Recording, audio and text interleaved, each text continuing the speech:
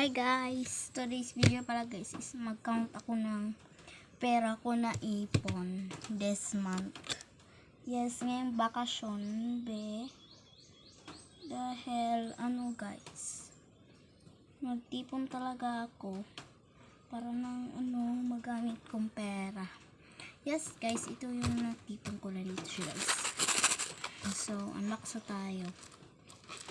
Pag malaki, bili ko ng photo card or allowance ko sa school, pabili ng snack, or may mambay na maliit lang. Para hindi na magbigay si mama sa akin. So, allowance na lang ko to or pambili ng school supply like ball pen at ganun.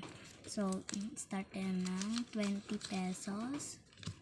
20, 40. 40 na siya guys. Makita ko ng 5 pesos dito dahil halos sila lahat is 1 pesos lang. Yeah. So, 40 na yon. 45. 45 na siya. So, isa lang yung 5 pesos. 45, 46, 47, 48, 49, 50. So, 50 na siya guys. 51, 52, 53, 54, 55, 56, 57, 58, 59, 59, 60, 60 na siya.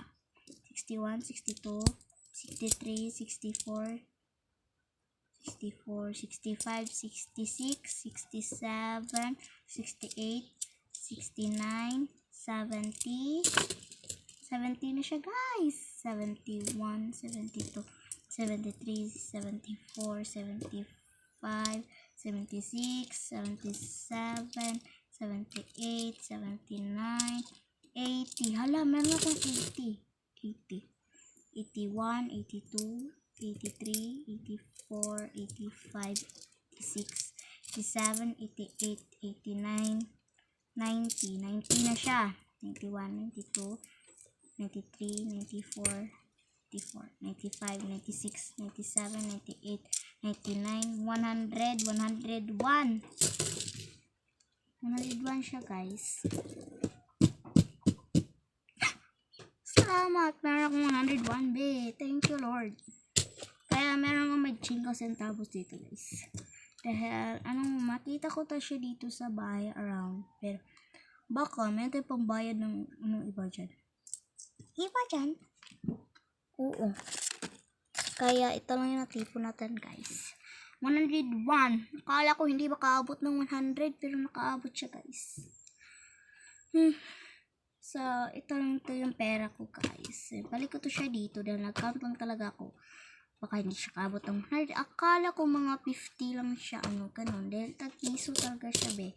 Pero naka 100 talaga siya. Kaya gastos ko to sa school ng every day. Mga 15 dahil umaga, buntag, hapon, buntag, udto, hapon. So, may snack ako ng araw. So, tag 15 ko yung baon ko every school day. So, first day of school is 50 lang yung baon ko. Ito lang yung pera ko talaga. Ito talaga na ipon ko be. Dahil nagtipon talaga ako. Akala ko hindi makaabot at ganun. Kaya nakaabot talaga siya. Thank you Lord. Nakaabot ako ng 101.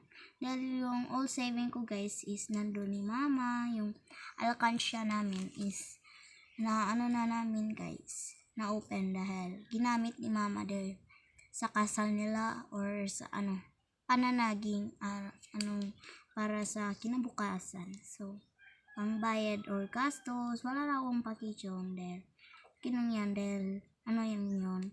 Gamit yun ni mama at tsaka dapat tayo mag-help sa kay mama natin o siya yung buhay natin talaga. Kaya yun, binigay ko siya guys. May akong tipon doon 100 pesos at ni mama.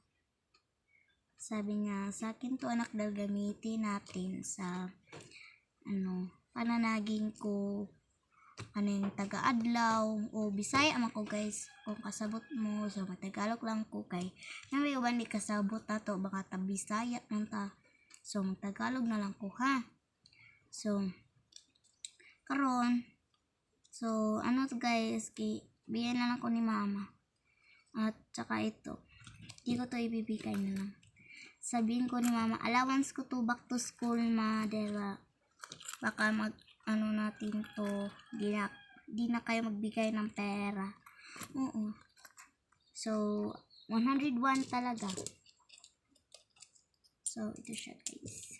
Kunin na natin to siya guys at ibalik ko dahil hindi ko gamitin ko to back to school.